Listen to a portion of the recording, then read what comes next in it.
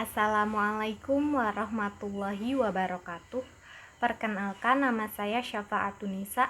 Saya mahasiswi jurusan Bimbingan Penyuluhan Islam Fakultas Usuluddin Adab dan Dakwah IAIN Pekalongan.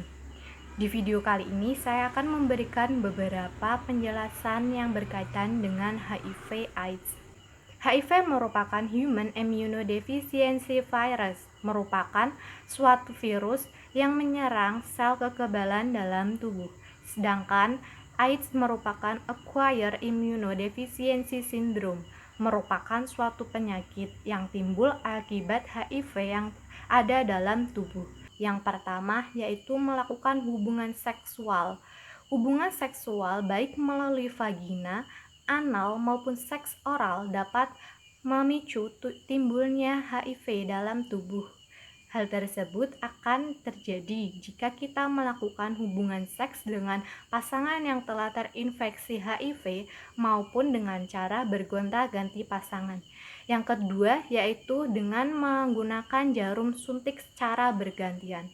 Ketika seseorang menggunakan jarum suntik secara bergantian, maka orang tersebut memiliki resiko yang sangat tinggi untuk tertular berbagai macam penyakit termasuk penyakit HIV/AIDS. Kemudian yang ketiga yakni melalui kehamilan, melahirkan maupun menyusui. Ketika seorang ibu mengandung dan menyusui, maka bayi yang dilahirkan akan memiliki resiko yang tinggi untuk tertular HIV/AIDS.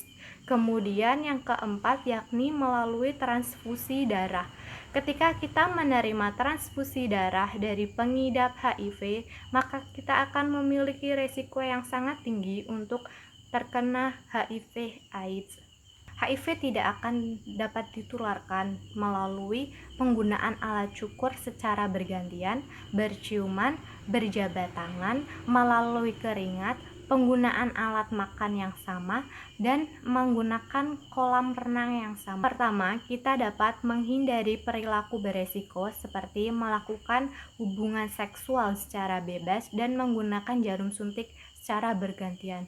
Ketika kita telah melakukan perilaku berisiko tersebut, kita harus sesegera mungkin melakukan tes HIV.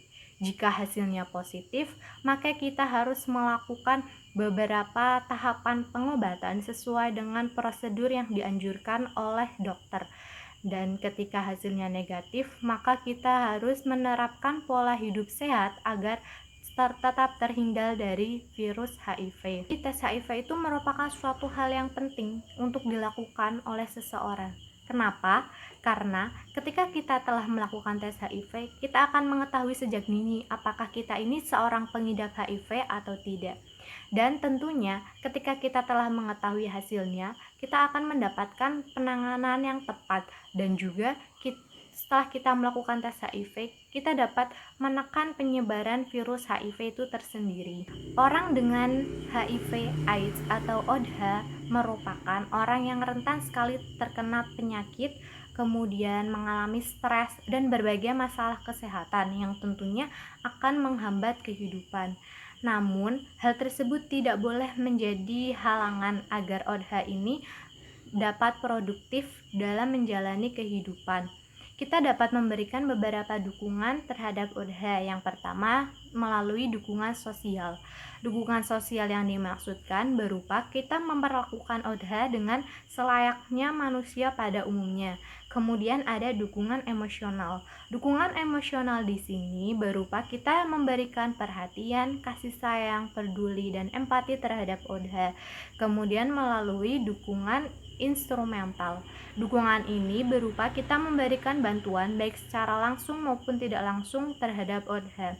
Kemudian ada dukungan informasi dengan cara kita memberikan saran, memberikan nasihat kepada ODHA untuk menjalani kehidupan dan menghadapi diskriminasi yang diterima oleh ODHA. Stigma negatif yang berkembang di masyarakat beranggapan bahwa HIV merupakan suatu penyakit yang pada akhirnya itu penderitanya akan meninggal. Nah, dari stigma negatif tersebut, saya ingin mengimbau kepada teman-teman semua agar kita menghindari berbagai perilaku beresiko yang dapat memicu timbulnya HIV dalam tubuh kita. dengan cara menghindari perilaku beresiko dan senantiasa hidup sehat. Sekian beberapa informasi yang dapat saya sampaikan mengenai HIV/AIDS. Semoga informasi ini dapat bermanfaat bagi teman-teman semua. Sekian dan mohon maaf apabila ada tutur kata yang salah. Wassalamualaikum warahmatullahi wabarakatuh.